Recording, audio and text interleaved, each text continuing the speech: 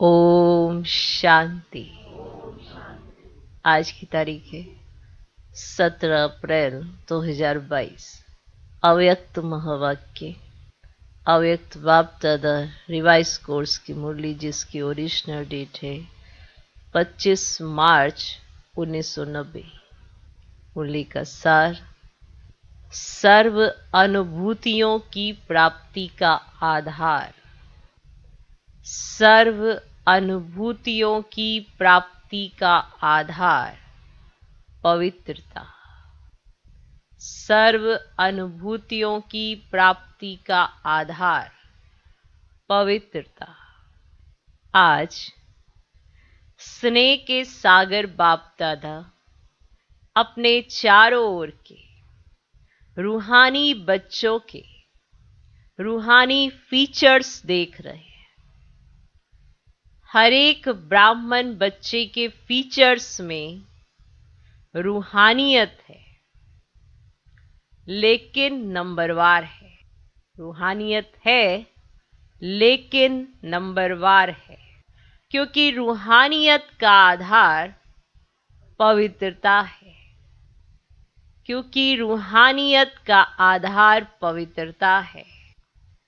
संकल्प, बोल और कर्म में पवित्रता की जितनी जितनी धारणा है, उसी परमान रूहानियत की झलक सूरत में दिखाई देती है। संकल्प, बोल और कर्म में पवित्रता की जितनी जितनी धारणा है, उसी परमान रूहानियत की झलक सूरत में दिखाई देती है। ब्राह्मण जीवन की चमक पवित्रता है। निरंतर अतीन्द्रिय सुख और स्वीट साइलेंस का विशेष आधार है पवित्रता। पवित्रता नंबरवार है तो इन अनुभूतियों की प्राप्ति भी नंबरवार है। निरंतर अतीन्द्रिय सुख और स्वीट साइलेंस का आधार पवित्रता है। तो पवित्रता नंबरवार है तो इन अनुभूतियों की प्राप्ति भी नंबरवार है। अगर पवित्रता नंबर 1 है तो बाप द्वारा अनुभूतियों की प्राप्ति भी नंबर 1 है। लिख लो, पवित्रता नंबरवार है तो इन अनुभूतियों की प्राप्ति भी नंबरवार है। अगर पवित्रता नंबर 1 है तो बाप द्वारा अनुभूतियों की प्राप्ति भी नंबर 1 है। पवित्रता की चमक स्वतः ही निरंतर चेहरे पर दिखाई देती है। पवित्रता की चमक स्वतः ही निरंतर चेहरे पर दिखाई देती है। पवित्रता की रूहानियत के नैन सदा ही निर्मल दिखाई देंगे।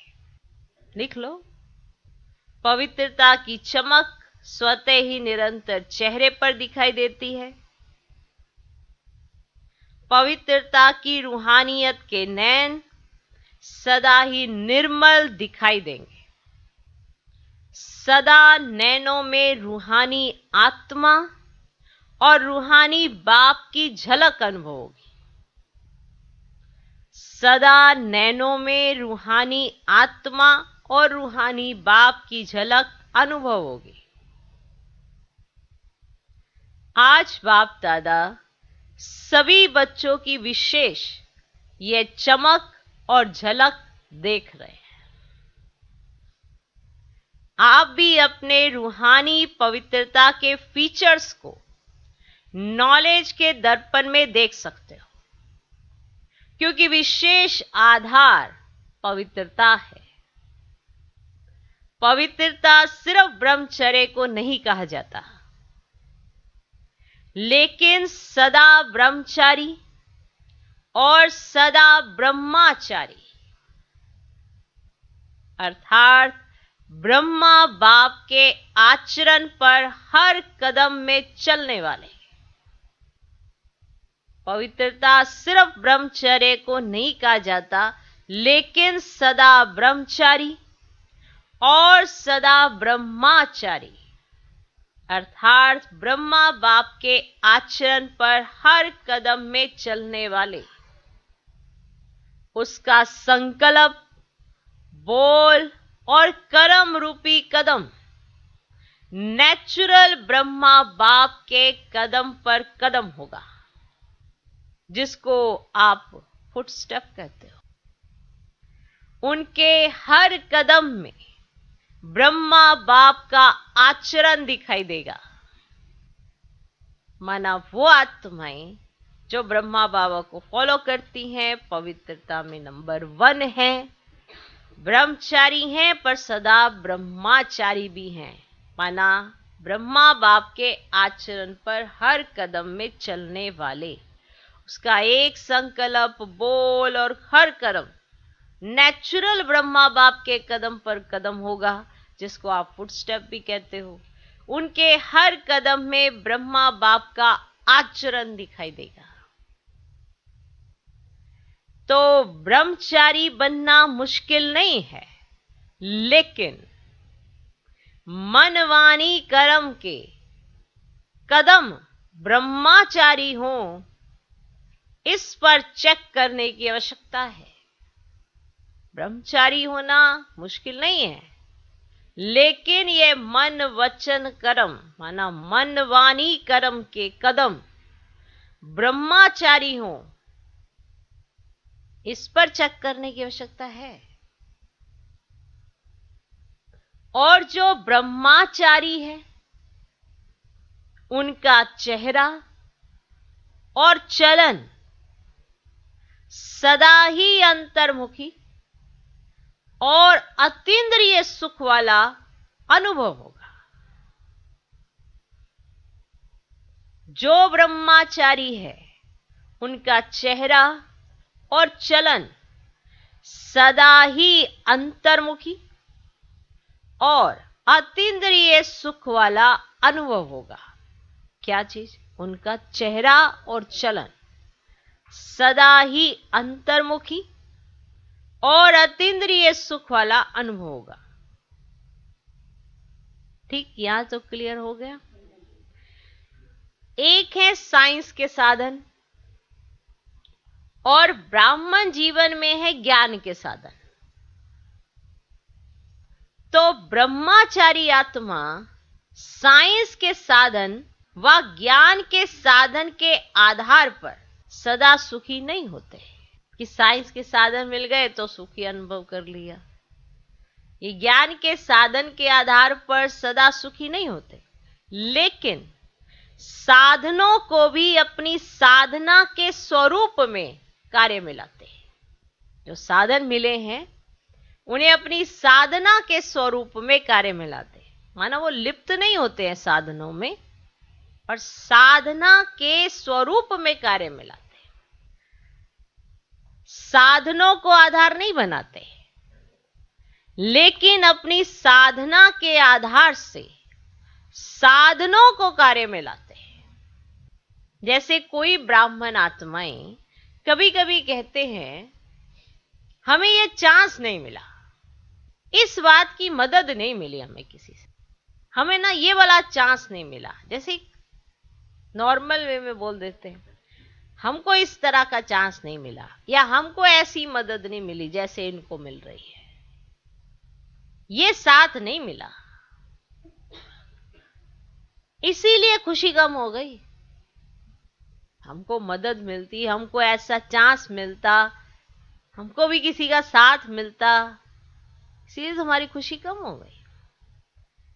अथवा सेवा का स्वयं का उमंग उत्साह कम हो गया, क्योंकि हमको चांस नहीं मिला, किसी का साथ नहीं मिला, हमको इस बात में किसी से मदद ही नहीं मिली। जब दूसरे को देखते हैं ना, इसको साथ भी मिला, मदद भी मिली, इस बात में इसको ऐसे सहयोग दिया गया, तो सोचते हैं, तो इसीलिए तो हमारी खुशी कम हो गई। इसीलिए तो जो सेवा का स्वयं का जो हमारा पहले उमंग उत्साह रहता था वो कम हो गया। इसीलिए तो आपके आसपास भी ऐसे बहुत होंगे जो ऐसे आम सी भाषा में बोल देते हैं, उन्हें ये नहीं पता उन्होंने क्या बोल दिया।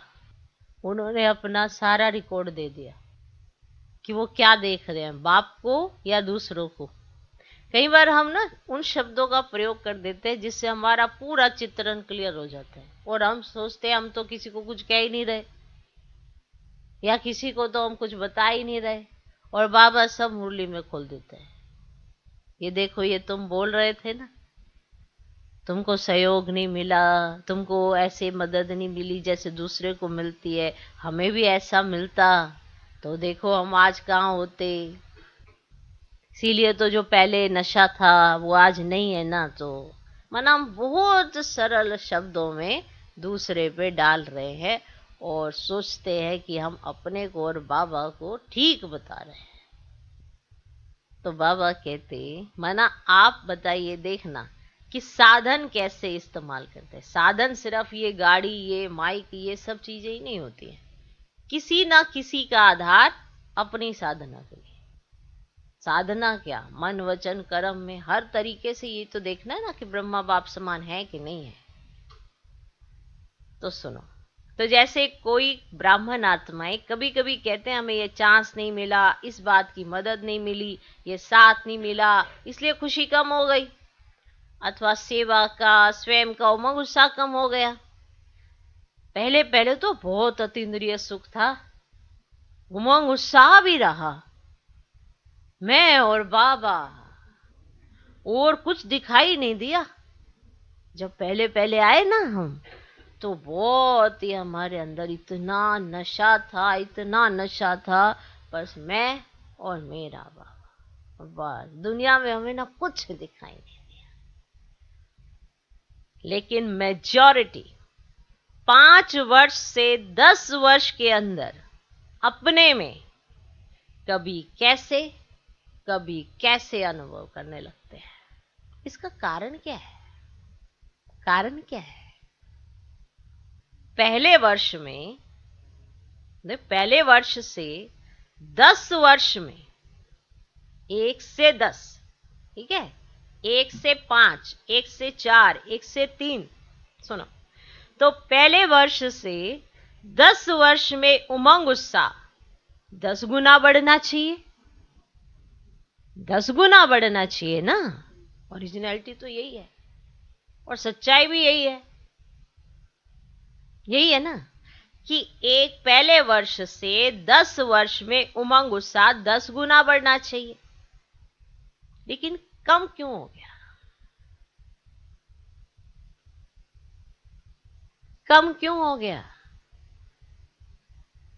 ये भी हमने कईयों को कहते सुना है, शुरू में बाबा बड़ी मदद करता है, बाद में हाथ छोड़ देता है, अपने आप चलना पड़ता है। तो पहले कौन चला रहा था? पहले भी बाप चला रहा था, तो आप बाप को ही देख रहे थे। अभी आप इधर उधर बहुत देखने लग गए हो, इसलिए बाप दिखाई नहीं देता। तो अभी और सुनो, कारण क्या होता है? उसका कारण क्या? उसका कारण यही है कि साधना की स्थिति में रह साधनों को कार्य में नहीं लगाते। जो साधना की तरफ हमारा रुझान होना चाहिए, माना ध्यान होना चाहिए, वो नहीं है, साधनों की तरफ बड़ा ध्यान है।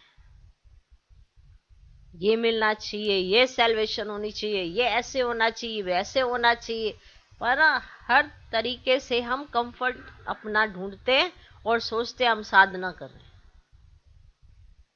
तो उसका कारण यही है कि साधना की स्थिति में रह साधनों को कार्य में नहीं लगाते, कोई ना कोई आधार को अपनी उन्नति का आधार बना देते हैं। किसी ना किसी को पकड़ के अपनी उन्नति का आधार बना देते, और वह आधार हिलता है। जब जिसने किसी और का आधार बनाया तो वह आधार हिलता है, तो उमंग उत्साह भी हिल जाता है। जैसे ही वो आधार हिला, जिसको भी बनाया, जो भी चीज को आपने आधार बनाया, ये चीज थी तो कितना अच्छा था, ये चीज नहीं मिली तो ऐसा हो गया, तो आपका जैसे ही आधार हिला, आपका उमंग उत्साह भी हिल जाता है। वैसे आधार लेना कोई बुरी चीज नहीं है, लेकिन आधार कोई फाउंडेशन बना देते हैं तो फाउंडेशन तो बाबा होना चाहिए। लेकिन आधार कोई, जिसके आधार से आप आगे बढ़ रहे हैं, आपको लगता है इसके ये हो ना तो मेरा उमंग सा बड़ा अच्छा रहता है, तो आधार कोई फाउंडेशन बना देते हैं, बाप बीच से निकल जाता है और आधार को फाउंडेशन बना देते हैं। इसलिए हलचल क्या होती, फिर अंदर हलचल क्या होती बताओ? बाप बीच में से निकल गया, जो आधार बनाया वो जैसे ही हिला आपका, तो फिर हलचल क्या होती, अंदर क्या चलता? ये होता तो ऐसा नहीं होता, ये होगा तो ऐसे होगा। मान लो इतने वर्षों में जो भी हुआ, ऐसा नहीं होता ना तो ऐसा नहीं होता, हमें कितना अच्छा प्राप्ति होती, कितनी अच्छी हमारी पालना होती, ये हो गया ना तो ये हो गया। बाप आधार नहीं है, जो बनाए हैं ना वो हिल रहे हैं, तो जिसके कारण हलचल होती है। तो ये होता तो ऐसा नहीं होता, ये होगा तो ऐसे होगा, तो ये तो बहुत आवश्यक है, ऐसे अनुभव होने लगता है, ये तो बहुत जरूरी है और यही नहीं हमें मिल रहा। बताओ, पहले था बाबा और मैं, बस इसके अलावा कुछ नहीं दिखाई नहीं देता था। अभी आधार दिख रहे हैं, फाउंडेशन हिल रहा है। फाउंडेशन बाबा को बनाए नहीं, कहने में आएगा कि बाबा है, पर इतने सारे सवाल जवाब अंदर चलते रहते हैं तो फाउंडेशन तो हिल ही रहा है। ये नहीं होता तो ऐसा नहीं होता, ऐसा नहीं होता तो वैसा नहीं होता।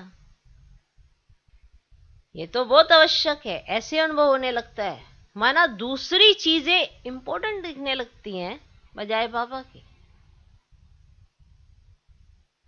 साधना और साधन का बैलेंस ही नहीं रहता।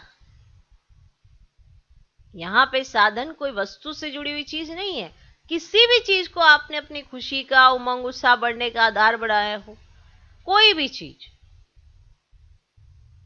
तो आपकी साधना तो हो नहीं रही और वो आप किसी भी साधन के पिछाड़ी अपने आप को उसका ही मुरीद बना रहे हैं। साधनों की तरफ बुद्धि ज्यादा जाती है, ये मिले तो मैं करूं, वो मिले तो मैं करूं, ये हो जाए तो मैं हो जाऊं, ये हो जाए तो वो हो जाए। तो साधनों की तरफ बुद्धि ज्यादा जाती है, साधना की तरफ बुद्धि कम हो जाती है। इसीलिए कोई भी कार्य में, सेवा में, कोई भी कार्य करते हो या सेवा करते हो, उसमें बाप की ब्लेसिंग अनुभव नहीं करते, वो फील ही नहीं हो पाता। कारण, क्योंकि आपकी बुद्धि तो साधनों में अटक गई है। जो बाबा की शक्ति को आपने फील करना है, वो कहां से फील करोगे? इसीलिए ऐसा होता है कि चाहे वो कोई भी कार्य हो, चाहे सेवा हो, उसमें जो बाप की ब्लेसिंग अनुभव करनी है वो नहीं कर पाते। और ब्लेसिंग का अनुभव ना होने के कारण साधन द्वारा सफलता मिल जाती तो उमंग उत्साह बहुत अच्छा रहता, और सफलता कम होती तो उमंग उत्साह भी कम हो जाता।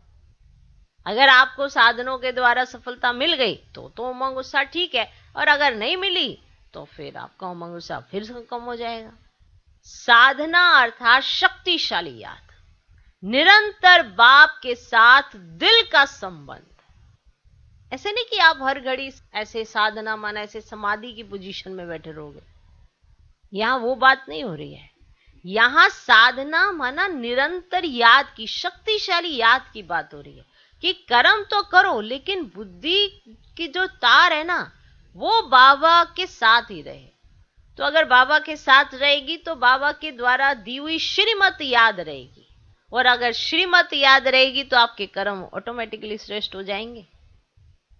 तो बोझ कैसे रहेगा? इसलिए जो कहते हैं शुरू शुरू में बड़ा अच्छा लगता था, अभी थोड़ा कम हो गया, तो वो थोड़ा अपनी चेकिंग करें।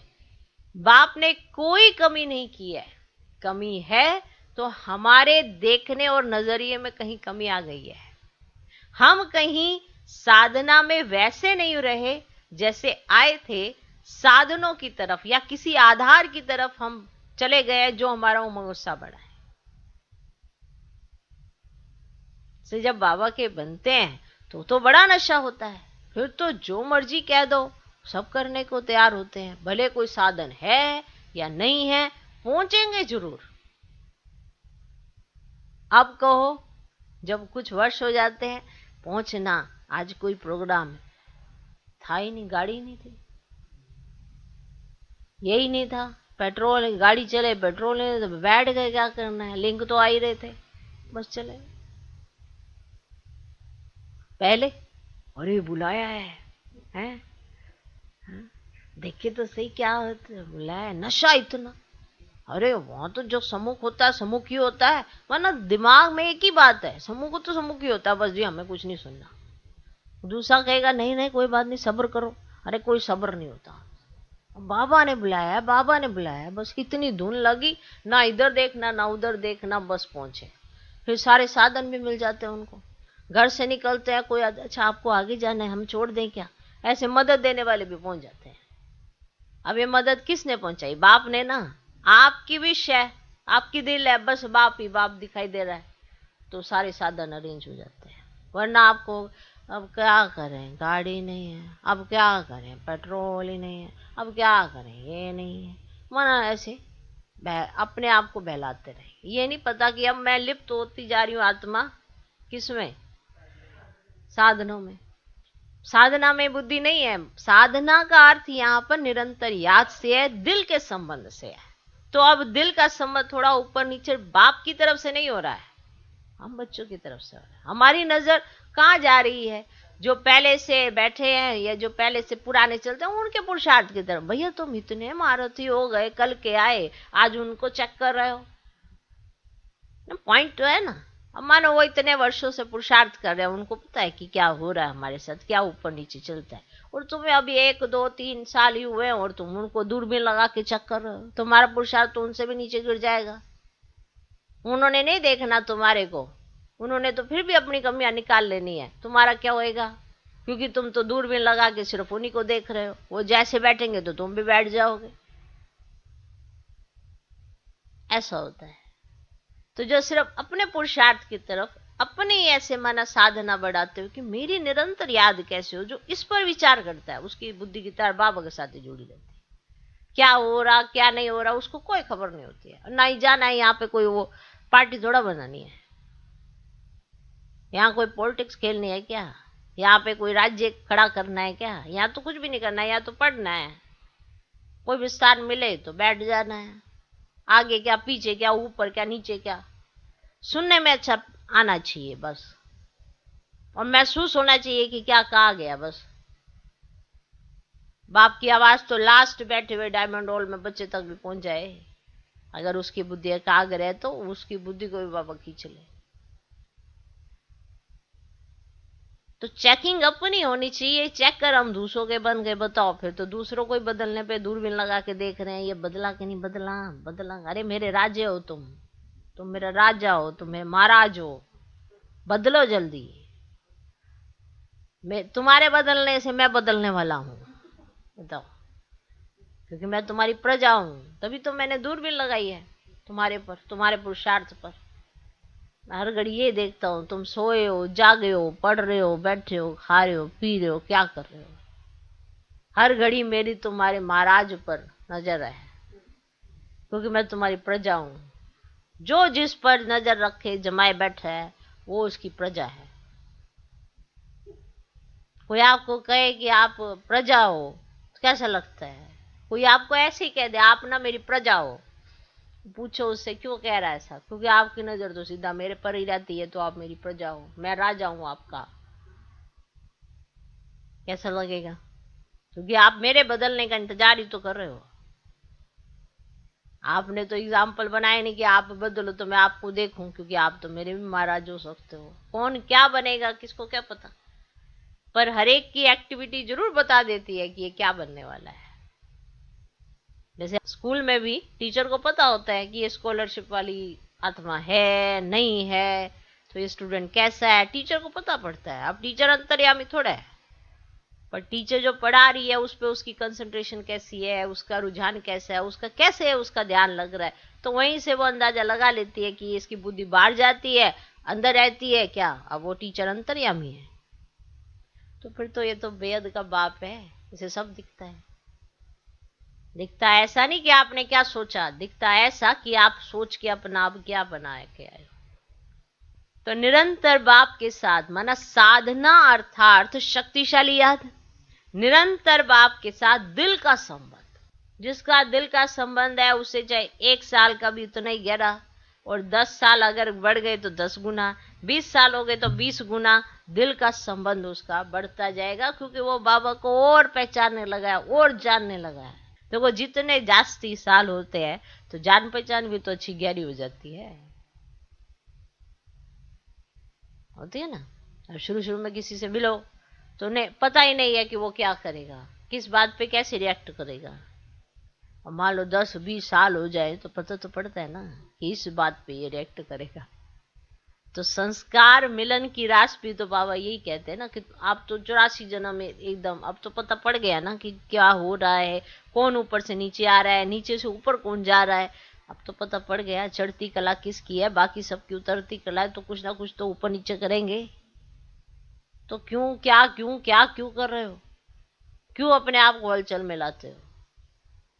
इसलिए साधना की तरफ ध्यान दो, आधारों को छोड़ो जो साधनों का आधार बना के रखा हुआ है। ओके, तो निरंतर बाप के साथ दिल का संबंध, साधना इसको नहीं कहते कि सिर्फ योग में बैठ गए कि आपने समाधि लगा ली और 8 घंटा आप योग में बैठे रहे, आज तो मेरा निरंतर योग हो गया। साधना इसको नहीं कहते कि सिर्फ योग में बैठ गए, लेकिन जैसे शरीर से बैठते हो वैसे दिल, मन, बुद्धि एक बाप की तरफ बाप के साथ साथ बैठ जाए। मानो आप 1 घंटा बाबा के साथ बैठे हो तो आपका दिल भी, आपका मन और बुद्धि भी एक बाप की तरफ बाप के साथ साथ बैठ जाए। शरीर भल यहां बैठा है लेकिन मन एक तरफ, बुद्धि दूसरी तरफ जा रही है, दिल में और कुछ आ रहा है, तो इसको साधना नहीं कहते। अब शरीर से तो बैठ गए लेकिन आपका मन कहीं और, दिल कहीं और, बुद्धि कहीं और, तो इसको साधना नहीं कहते। मन, बुद्धि, दिल और शरीर चारों ही साथ साथ जहां बैठे हो वही बैठो ना, बाहर जाके क्या कर रहे हो। मान लो अभी क्लास में बैठे हो, मुरली सुन रहे हो, तो यही बैठो, जैसा जैसा बाबा कहे वैसा स्वरूप बनाओ, अनुभव करो, फिर यहीं बैठे हो। अब सोचते रहो कि आज सारे दिन में क्या करना है मुरली क्लास सुनते हुए, तो सारे दिन में कुछ नहीं कर पाओगे। ये कोई प्लानिंग का समय थोड़ा है, ये तो सुनने का समय है ना। तो मन, बुद्धि, दिल और शरीर चारों ही साथ साथ बाप के साथ समान स्थिति में रहे, ये है यथार्थ साधना। मन, बुद्धि, दिल और शरीर माना चारों ही बाप के साथ साथ रहे, समान स्थिति में रहे, इसको कहते हैं यथार्थ। समझा? यथार्थ साधना समझा? साधन समझ में आए, फाउंडेशन चेंज कर लेते हो, है ना। उमंग उत्साह किसी और न किसी और का आधार बना लेते हो। साधन समझ में आ गया, साधना समझ में आ गई। अगर यथार्थ साधना नहीं होती तो फिर आराधना चलती है।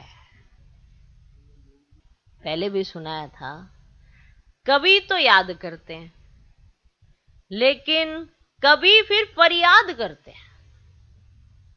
फरियाद, कभी तो याद करते हैं मना, ऐसा नहीं है कि कभी याद नहीं करते, कभी तो बहुत अच्छी याद होती है मना, एकदम कशिश जैसी याद होती है।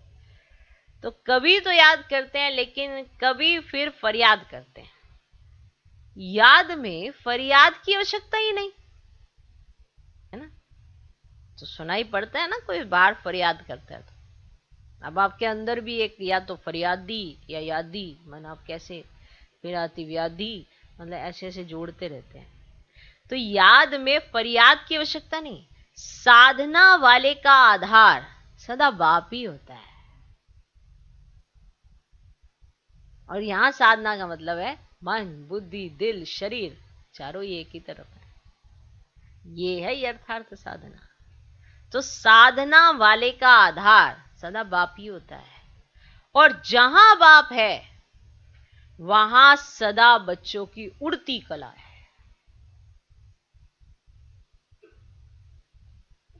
जहां बाप है वहां बच्चों की उड़ती कला है। कम नहीं होगा, लेकिन अनेक गुना बढ़ता जाएगा। है ना? आप ये कहें कि जो पहला साल था उसमें तो मुझे बाबा के लिए इतना प्यार आता था, इतना प्यार, और 5 साल हो गए नहीं तो कहाँ गया? उस समय तो ऐसा रहता है बस बाबा ही संसार है। उसके बाद अब संसार में सारे ढूंढ रहे हैं, अरे तू भी है, चलो भैया तेरा भी कर देते हैं, तू भी है तेरा भी कर देते हैं। लेकिन जो सच्ची माना, जिसने साधना माना, जिसका दिल मन बुद्धि शरीर माना बाबा की तरफ ही लगा हुआ है, उसका कम नहीं होगी कभी भी, याद कम नहीं होती उसकी। क्यों? क्योंकि वो बाबा को हर दिन हर चीज में जान पहचान कुछ ज्यादा ही गहरी हो जाती है, ज्यादा समीपता आती है। कम नहीं होगा, लेकिन अनेक गुना बढ़ता जाएगा। कभी ऊपर कभी नीचे, इसमें थकावट होती है। कभी तो आपका बड़ा अच्छा, कभी नीचे, इसमें आप थक जाते हो, थकावट होती है। अगर कोई भी हलचल के स्थान पर बैठो तो क्या होगा? बताओ बताओ क्या होगा? जैसे मानो हलचल के स्थान पर बैठो, मतलब इसलिए बाबा ने बताया ट्रेन में बहुत हिलने से क्या होती है? थकावट होती है ना। अब मान लो आप बैठे हो ट्रेन के अंदर, ठीक है, अब कहेंगे कुछ कार्य तो है नहीं। कार्य सिर्फ हाथ को चलाना ही तो नहीं होता ना। अब बैठे हो 24 घंटे की आपकी माना एक स्थान से दूसरे स्थान पर पहुंचने में 24 घंटे लगते हैं। आप 24 घंटे माना एक ट्रेन के अंदर खाली हो, माना हाथ पांव तो नहीं चला रहे हो ना, कुछ ऐसा कार्य नहीं कर रहे हो जो वैसे जर्नल करते हो। लेकिन जब ट्रेन से 24 घंटे के बाद उतरते हो तो क्या होता है? थकावट होती है ना, क्योंकि हलचल है, हिल रही है, ट्रेन हिल रही है। और जब अगले 24 घंटे तक आप हिलते रहते ऐसे करके, माना एक 24 घंटे आप ट्रेन के अंदर थे, अगले 24 घंटे आप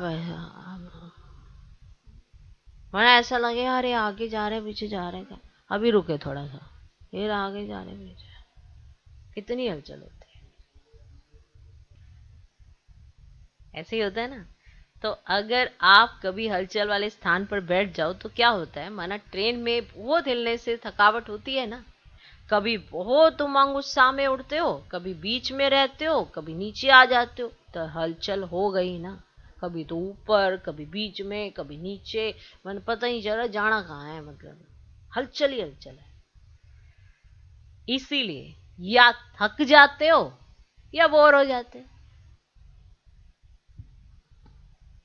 या आप थक जाते हो, बड़ी थकावट हो रही है, बस आज तो बस दिल ही नहीं लग रहा करने का, कुछ हो ही नहीं रहा, कुछ कहाँ है, या बोर हो जाते हो। फिर सोचते हैं क्या ऐसे ही चलना है, ऐसे ही चलना है।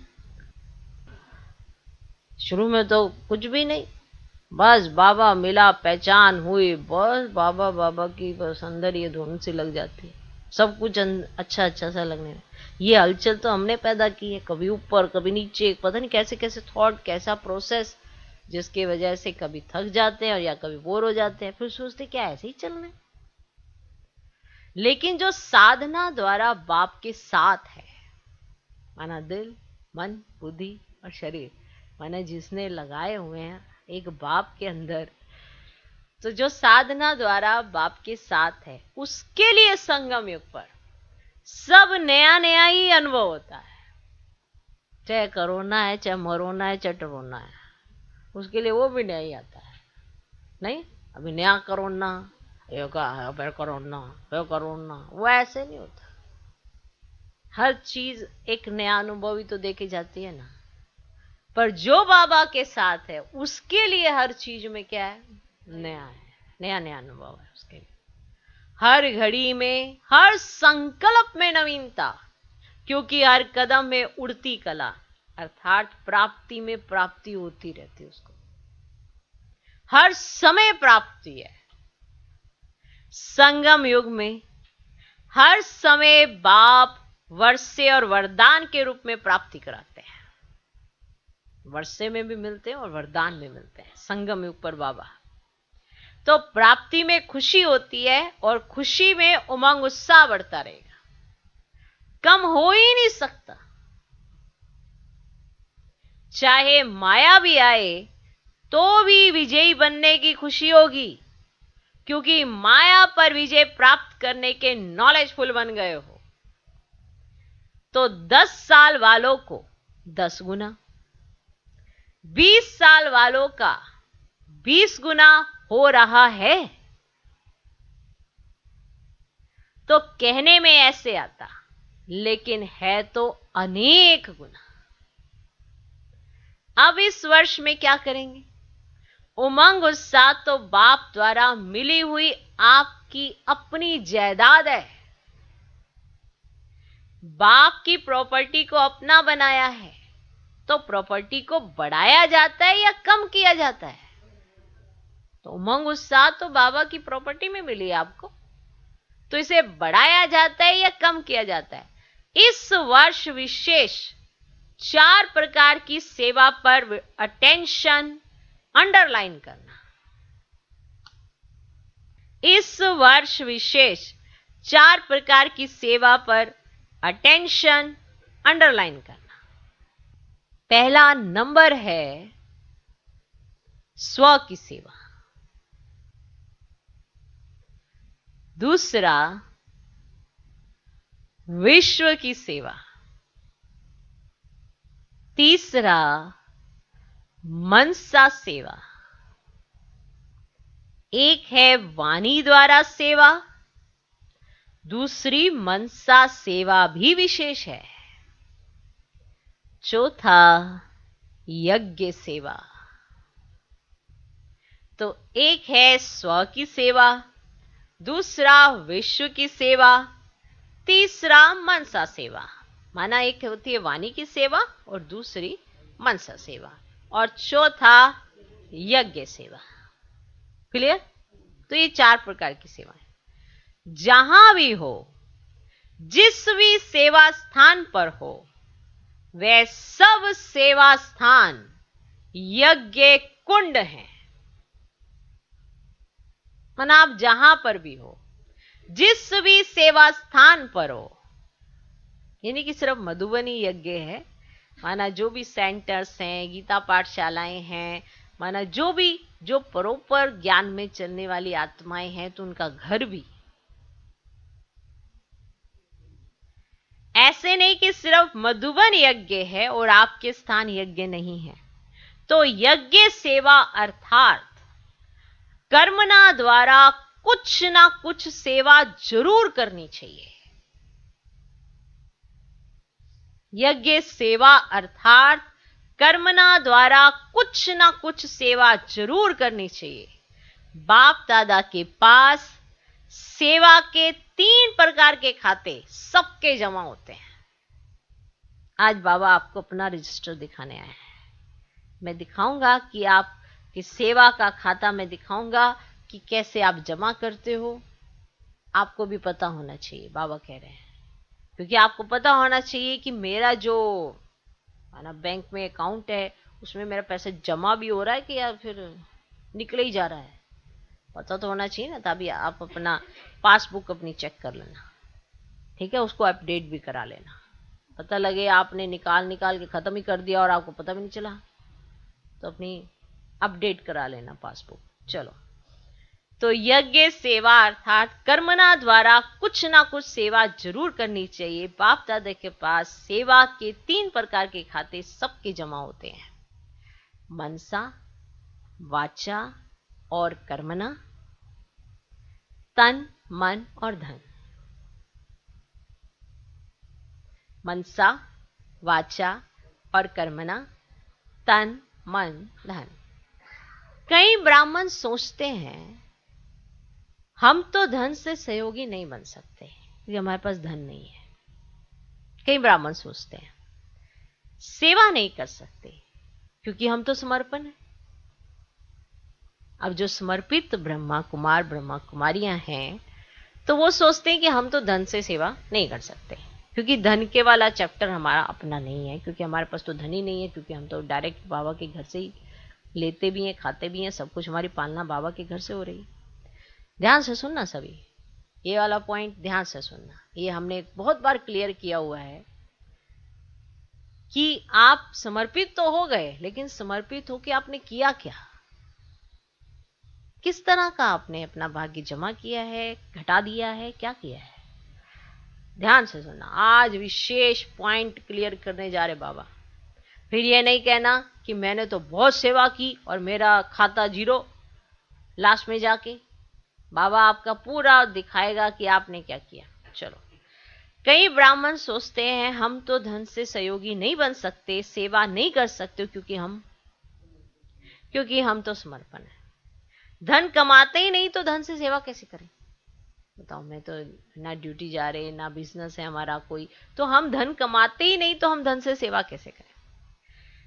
लेकिन समर्पित आत्मा अगर यज्ञ के कार्य में, अब ध्यान देना सभी बहनें सभी भाई, ये वाला पॉइंट अगर आपने अपने अंदर ध्यान लिया तो समझोगे आप कि आप भी सफल कर रहे हो।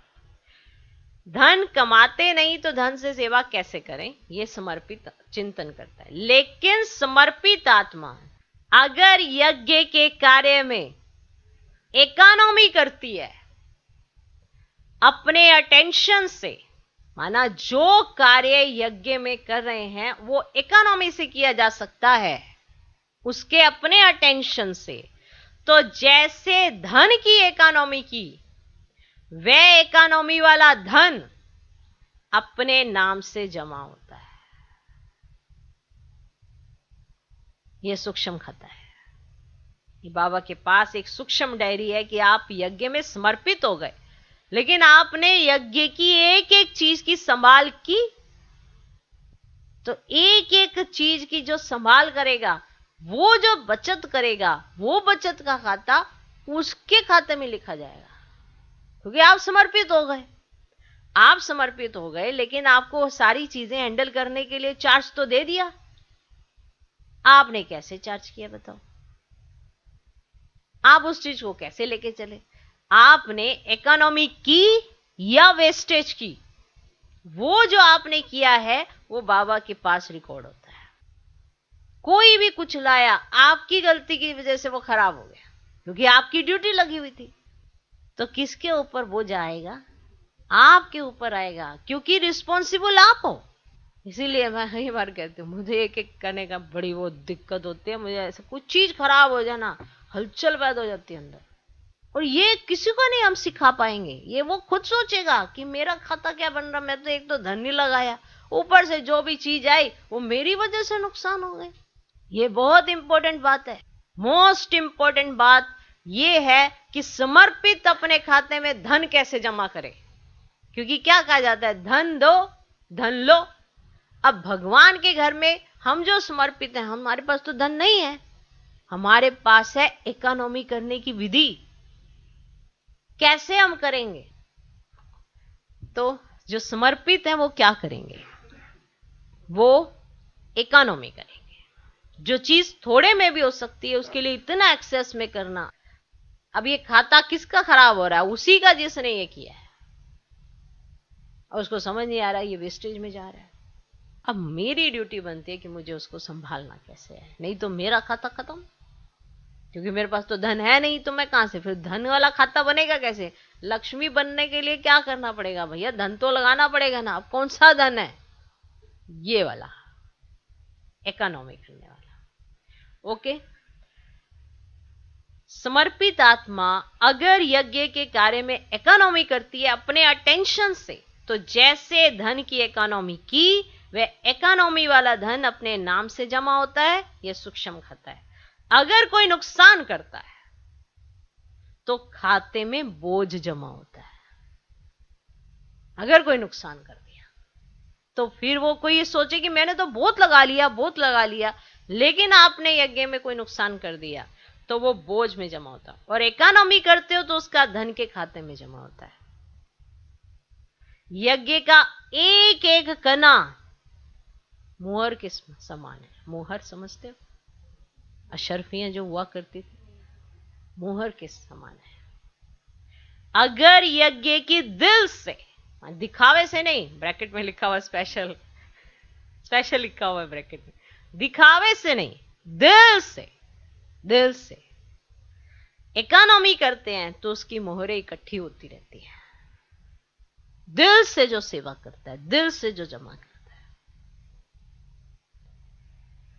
दूसरी बात, अगर समर्पित आत्मा सेवा द्वारा दूसरों के धन को सफल कराती है तो उसमें भी उसका भी शेयर जमा होता है, क्योंकि उसने बाबा की याद से उसको, आत्मा को टच कराया कि तुम्हें सफल कैसे करना है, तो उसका शेयर भी फिर जो आत्मा ऐसा करती है उसके अंदर, उसके खाते में भी शेयर जमा हो जाता है। इसीलिए सभी का 3 प्रकार का खाता है, तीनों खाते की परसेंटेज अच्छी होनी चाहिए। कोई समझते हैं हम तो वाचा सेवा में बहुत बिजी रहते हैं, हमारी ड्यूटी ही वाचा की है, मनसा और कर्मना में परसेंटेज कम होती है, लेकिन यह भी बहाना चलेगा नहीं कि हमें तो ना सुबह से शाम तक क्लासेस ही क्लासेस होती हैं, हम कोई मनसा सेवा और कर्मना ऐसे सेवा कर नहीं पाएंगे, वरना हमारी ना क्लासेस ही क्लासेस हैं। तो बाबा कहते हैं ये वाला बहाना भी चलेगा नहीं। वाणी के समय अगर मनसा और वाचा की इकट्ठी सेवा करो तो क्या रिजल्ट होगी? मनसा और वाचा इकट्ठी सेवा हो सकती है, लेकिन वाचा सहज है, मनसा में अटेंशन देने की बात है, क्योंकि मनसा आपकी शुभ भावना, शुभकामना से भरी हुई होनी चाहिए, तब आपकी मनसा सेवा होती है। वाचा सेवा सहज है, अंदर कुछ सोचते रहते हो, वाचा से बोलते रहते हो, आत्मा ये, शरीर, मन, बुद्धि ये संस्कार, और अंदर कुछ और चिंतन चल रहा है। तो वाचा सहज है, मनसा में अटेंशन देने की बात है, इसलिए वाचा का तो जमा हो जाता, लेकिन मनसा का खाता खाली रह जाता है। और वाचा में तो बाप से भी सभी होशियार हो। देखो आजकल बड़ी दादियों से अच्छे भाषण छोटे छोटे करते हैं, क्योंकि न्यू ब्लड है ना, भले आगे जाओ, बाप दादा खुश होते हैं, लेकिन मनसा का खाता खाली रह जाएगा, क्योंकि हर खाते की 100 मार्क्स हैं। सिर्फ स्थूल सेवा को कर्मना सेवा नहीं कहेंगे। कर्मना अर्थात संगठन में संबंध संपर्क में आना, माना आपको अपने ही सेवा मिली हुई, आप वहीं पर संगठन में सेवा करना, और वहां पे फिर क्या होगा, आपके संस्कार निकलेंगे, फिर आप ऊपर नीचे होएगा, कोई स्वभाव आ जाएगा, वहां पे अपने आप को सही बाप की श्रीमत पर चलाना। तो कर्मना अर्थात संगठन में संपर्क संबंध में आना, यह कर्म के खाते में जमा हो जाता है। तो कईयों के तीनों खाते में बहुत फर्क है, और वे खुश होते रहते हैं कि हम बहुत सेवा कर रहे हैं, बहुत अच्छे हैं। खुश भले रहो, लेकिन खाता खाली भी नहीं रहना चाहिए, क्योंकि बाप दादा तो बच्चों के स्नेही है ना। फिर ये ऐसा उलाना नहीं देना कि हमको इशारा भी नहीं दिया गया कि यह भी होता है, कि खाता खाली ऐसे भी होता है, खाता भरता भी ऐसे है। फिर मत कहना कि हमको इशारा नहीं दिया। उस समय बाप दादा ये पॉइंट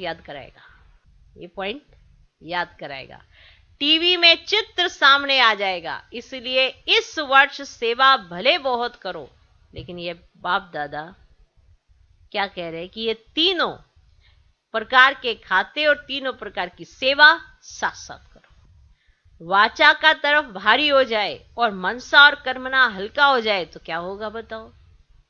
बैलेंस नहीं रहेगा ना। बैलेंस ना रहने के कारण उमंग उत्साह भी नीचे ऊपर होता है। एक तो अटेंशन रखना, लेकिन बाप दादा बार बार कहते हैं अटेंशन को टेंशन में नहीं बदलना। कई बार अटेंशन को टेंशन बना देते हैं, यह नहीं करना। सहज और नेचुरल अटेंशन रहे। डबल लाइट स्थिति में नेचुरल अटेंशन होता है ना, होता ही है। अच्छा, सदा अपने चेहरे और चलन में पवित्रता की रूहानियत की चमक वाले, सदा हर कदम में ब्रह्माचारी श्रेष्ठ आत्माएं, सदा अपने सेवा के सर्व खातों को भरपूर रखने वाले, सदा दिल से अपनी उन्नति का दृढ़ संकल्प करने वाले, सदा स्व उन्नति प्रति स्वयं को नंबर 1 आत्मा निमित्त बनाने वाले, ऐसे बाप के प्यारे और विशेष ब्रह्मा मां के प्यारे आज माँ का दिन मनाया है ना, तो ब्रह्मा माँ के राज दुलारे बच्चों को ब्रह्मा माँ की और विशेष बाप की भी दिल से याद प्यार और नमस्ते। हम रूहानी बच्चों की भी रूहानी बाप दादा को नमस्ते नमस्ते नमस्ते। Good morning good morning good morning. तो शुक्रिया ब्रह्मा माँ और शुक्रिया बाबा। मधुबन निवासियों को अच्छे और गोल्डन चांस मिलते हैं, इसीलिए ड्रामा अनुसार जिन्हें बार बार गोल्डन चांस मिलते हैं, मधुबन निवासियों को अच्छे और गोल्डन चांस मिलते हैं, इसीलिए ड्रामा अनुसार जिन्हें बार बार गोल्डन चांस मिलते हैं उन्हें बाप दादा बड़े से बड़ा चांसलर कहते हैं। सेवा का फल और बल दोनों ही प्राप्त होता है। बल भी मिल रहा है, वह बल सेवा कर रहा है और फल सदा शक्तिशाली बनाए आगे बढ़ा रहा है। सबसे ज्यादा मुरलियां कौन सुनता है? मधुबन वाले। वो तो गिनती से मुरलियां सुनते हैं और आप सदा ही मुरलियां सुनते रहते हो। सुनने में भी नंबर 1 हो और करने में भी नंबर 1 नंबर हो या कभी 2 हो जाते हो। जो समीप होते हैं उन पर विशेष हुज्जत होती है, तो बाप दादा की भी विशेष हुज्जत है। करना ही है और नंबर 1 करना है।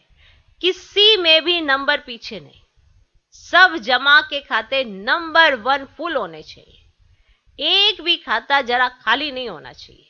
जैसे मधुबन में सर्व प्राप्तियां, चाहे आत्मिक चाहे शारीरिक, सब नंबर 1 मिलती है। ऐसे अब करने में सदा नंबर 1 की निशानी है हर बात में विन करना। अगर विन है तो 1 जरूर है, विन कभी कभी है तो नंबर 1 नहीं। अच्छा, सेवा की मुबारकें, सेवा के सर्टिफिकेट तो बहुत मिले हैं। और कौन से सर्टिफिकेट ले लें? एक, अपने पुरुषार्थ में दिल पसंद हो, दूसरा प्रभु पसंद हो और तीसरा परिवार पसंद हो। एक, अपने पुरुषार्थ में दिल पसंद हो, माना आपको अपना पुरुषार्थ खुद में भी तो पसंद आना चाहिए। दूसरा प्रभु पसंद हो और तीसरा परिवार पसंद हो। ये तीनों सर्टिफिकेट हर एक को लेने हैं। ऐसे नहीं एक सर्टिफिकेट हो दिल पसंद का, दूसरे ना हो, तीनों ही चाहिए। तो बाप के पसंद कौन है? जो बाप ने कहा और किया, यह है प्रभु पसंद का सर्टिफिकेट। और अपने पसंद अर्थात जो आपकी दिल है वही बाप की दिल हो। अपने हद के दिल पसंद नहीं, लेकिन बाप की दिल सो मेरी दिल। जो बाप की दिल पसंद वही मेरी दिल पसंद, इसको कहते हैं दिल पसंद का सर्टिफिकेट। और परिवार की संतुष्टता का सर्टिफिकेट। तो ये तीनों प्रकार के सर्टिफिकेट लिए हैं। सर्टिफिकेट जो मिलता है उसमें वेरीफाई भी होगा।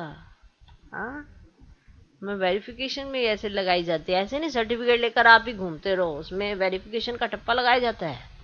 वेरीफाई भी होगा, बड़ों से वेरीफाई भी करना पड़े। बाप तो जल्दी राजी हो जाते हैं, लेकिन यहां सबको राजी करना है। तो जो साथ रहते हैं उनसे सर्टिफिकेट को वेरीफाई करना पड़े। बाप तो ज्यादा रहमदिल है ना, तो हाँ जी कह देंगे। अच्छा, सभी के डिपार्टमेंट निर्विघ्न है, स्वयं भी निर्विघ्न है। सेवा की खुशबू तो विश्व में भी है, तो सूक्ष्म वतन तक भी है। अभी सिर्फ इन तीनों सर्टिफिकेट को वेरीफाई करना। अच्छा, भारतवासियों से ऐसा अनुभव होता है कि सुखदाता बाप के साथ सुखी बच्चे बन गए हैं।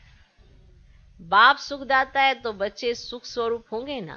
कभी दुख की लहर आती है? सुखदाता के बच्चों के पास दुख आ ही नहीं सकता, क्योंकि सुखदाता बाप का खजाना अपना खजाना हो गया है। सुख अपनी प्रॉपर्टी हो गई। सुख, शांति, शक्ति, खुशी आपका खजाना है। बाप का खजाना सो आपका खजाना हो गया। बालक सो मालिक हो ना। अच्छा, भारत भी कम नहीं है, हर ग्रुप में पहुंच जाते हैं। बाप भी खुश होते हैं। 5000 वर्ष खोए हुए फिर से मिल जाए तो कितनी खुशी होगी। अगर कोई 10-12 वर्ष का खोया हुआ भी फिर से मिलता है तो कितनी खुशी होती है।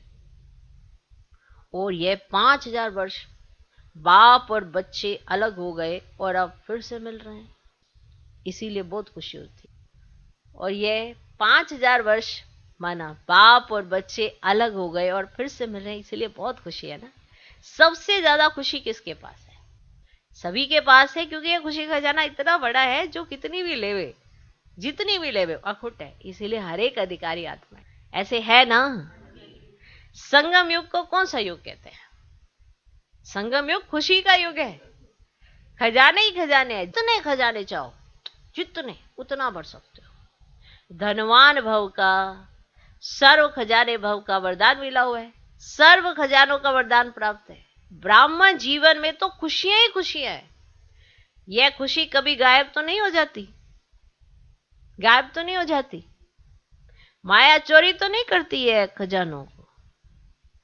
जो सावधान होशियार होता है उसका खजाना कभी कोई लूट नहीं सकता। जो थोड़ा सा अलबेला होता है उसका खजाना लूट लेते हैं। आप तो सावधान हो ना, या कभी कभी सो जाते हो? आप सो गए यार, ये नहीं पता अपना बैग कहाँ लूट के ले गए। या कभी कभी सो जाते हो? कोई सो जाते हैं तो चोरी हो जाती है ना। अलबेले हो गए, सदा होशियार सदा जागती जोत रहे तो माया की हिम्मत नहीं जो खजाना लूट कर ले जाए। अच्छा, जहां से भी आए हो सब पदम पदम पदम भाग्यवान हो। यही गीत गाते रहो, सब कुछ मिल गया। 21 जन्मों के लिए गारंटी है कि ये खजाना साथ रहेंगे। इतनी बड़ी गारंटी कोई दे नहीं सकता है। तो ये गारंटी कार्ड ले लिया है ना, गारंटी कार्ड। तो ये गारंटी कार्ड ले लिया है ना। ये गारंटी कार्ड कोई रिवाइजी आत्मा देने वाली नहीं है, दाता है, इसीलिए कोई डर नहीं है, कोई शक नहीं है। अच्छा, आज का वरदान, फॉलो फादर करते हुए सपूत बन, हर कर्म में सबूत देने वाले सफलता स्वरूप भव। फॉलो फादर करते हुए सपूत बन, हर कर्म में सबूत देने वाले सफलता स्वरूप भव। जो फॉलो फादर करने वाले बच्चे हैं वही समान है, क्योंकि जो बाप के कदम वो आपके कदम। बाप दादा सपूत उन्हें कहता जो हर कर्म में सबूत दे। वाह, बाप दादा सपूत उन्हें कहता जो हर कदम में सबूत दे। सपूत अर्थात सदा बाप के श्रीमत का हाथ और साथ अनुभव करने वाले। जहां बाप की श्रीमत व वरदान का हाथ है वहां सफलता है ही। इसीलिए कोई भी कार्य करते यही स्मृति में लाओ कि बाप के वरदान का हाथ हमारे ऊपर है।